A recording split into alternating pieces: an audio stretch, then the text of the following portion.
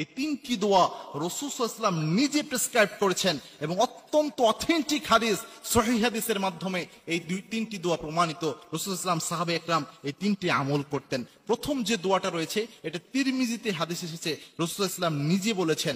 আল্লাহর হাবিব সাল্লাল্লাহু আলাইহি ওয়াসাল্লাম বলছেন, যখন তোমাদের কেউ ঘর থেকে বের হয় তখন যেন ওই ব্যক্তি পড়ে বিসমিল্লাহি তাওয়াক্কালতু আলাল্লাহ ওয়ালা হাওলা ওয়ালা কুওয়াতা ইল্লা বিল্লাহ। এই দোয়া পড়ে যেন নিজের মধ্যে ফু দেয়।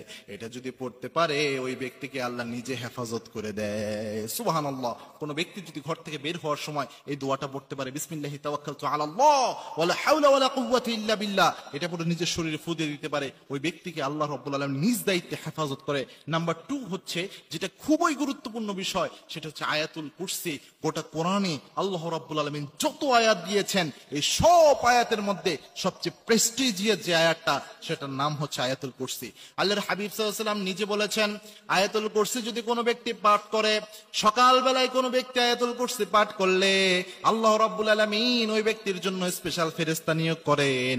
সারাদিন ওই ব্যক্তির পাহারাদার হিসেবে ওই ফেরেশতাকে আল্লাহ নিযুক্ত করে দেয়। সুবহানাল্লাহ। অর্থাৎ ওই ফেরেশতা ওই ব্যক্তির প্রোটেকশনের দায়িত্ব আল্লাহ রাব্বুল আলামিনের পক্ষ থেকে নিয়ে নেয়। সুতরাং আয়াতুল কুরসি খুবই গুরুত্বপূর্ণ বিষয়, এবং একজন মুমিন হিসেবে, অ্যাজ এ মুমিন, অ্যাজ এ মুসলিম, আয়াতুল কুরসি সবচেয়ে বড় অস্ত্রের মধ্যে একটি অস্ত্র আয়াতুল কুরসি। এটা সবার জানা উচিত। 2 নম্বরে যেটা পড়বেন সেটা হচ্ছে আয়াতুল কুরসি। নাম্বার 3 যে দোয়াটা পড়বেন, এটা আবু দাউদ শরীফে হাদিস এসেছে, 3 বার সকালে পড়তে হবে, 3 বার সন্ধ্যায় পড়তে হবে। রাসূল সাল্লাল্লাহু আলাইহি ওয়াসাল্লাম নিজে নিজের শরীরে এটা পরে ফু দিতেন।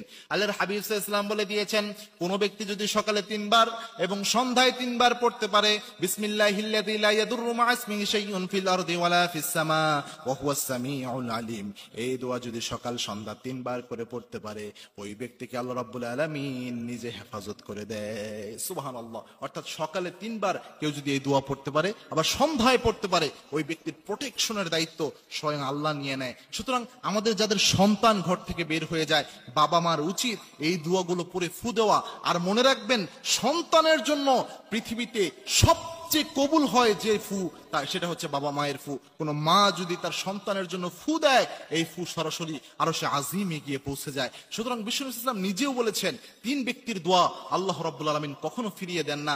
তার মধ্যে এক ব্যক্তি হচ্ছে সন্তানের জন্য কোনো মা বাবা যদি দোয়া করে, আল্লাহ রাব্বুল আলামিন সেই দোয়া ফিরিয়ে দেয় না। সুতরাং আমাদের মায়েদের উচিত, সন্তানকে যখনই ঘর থেকে বের করা হয়, অর্থাৎ বিভিন্ন প্রতিষ্ঠানে বের করার জন্য অথবা খেলার জন্য যখন সন্তান ঘর থেকে বের হয়ে যাচ্ছে, এই হাজার বালা মুসিবত থেকে সন্তান